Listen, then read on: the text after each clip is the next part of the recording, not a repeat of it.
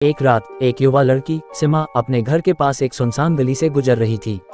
अचानक उसने देखा कि एक काली बिल्ली धीरे धीरे उसकी ओर आ रही थी।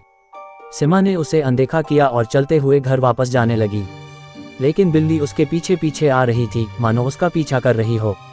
अगली सुबह सिमा को वही बिल्ली फिर से उसके घर के दरवाजे के पास बैठी मिली।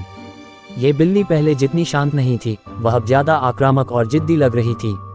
जैसे ही सिमा ने दरवाजा खोला, बिल्ली ने उसे घूरा और अचानक म्याऊं करके अंदर घुसने की कोशिश की।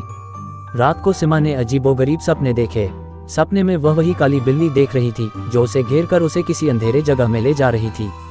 सिमा जाग गई, लेकिन उसने महसूस किया कि किसी ने उसके पैर की अंगुलियों को छुआ था, जैसे कोई उसके पास खड़ा हो। अगली सुबह सिमा ने अपने पैरों में अजीबोगरीब निशान देखे, जैसे किसी ने उन्हें खींचा हो। घबराई हुई सिमा ने सोचा कि वह बस थकान से भ्रमित हो सकती है, लेकिन उसके दिमाग में डर था। जब उसने फिर से दरवाजा खोला तो वही काली बिल्ली अब और ज्यादा भयावह रूप में खड़ी थी। उसकी आंखों में जलती हुई लालिमा थी। सिमा ने शहर के एक बुजुर्ग से सुना था कि यह काली बिल्ली एक प्राचीन शाप का हिस्सा है। ये बिल्ली इंसान की आत्मा को खींच लेती है। रात को सिमा ने निश्चय किया कि वह इस रहस्य को सुलझाएगी और इस बिल्ली को हमेशा के लिए दूर कर देगी। रात को सिमा ने बिल्ली का पीछा किया। बिल्ली उसे एक पुराने खंडहर तक ले गई, जहां एक दरवाजे पर अजीब निशान बने हुए थे। जैसे ही सिमा ने दरवाजा खोला, वह काली बिल्ली अचानक उसके सामने कूद पड़ी और सिमा को पकड़ लिया।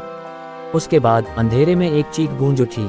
अगली सुबह सिमा का कोई नामो निशान नहीं मिला। कुछ लोग कहते हैं कि उन्होंने एक काली बिल्ली को उसी इलाके में देखा, लेकिन सिमा का कभी पता नहीं चला। क्या वह बिल्ली सचमुच शापित थी या कुछ और था जो जानना बाकी था।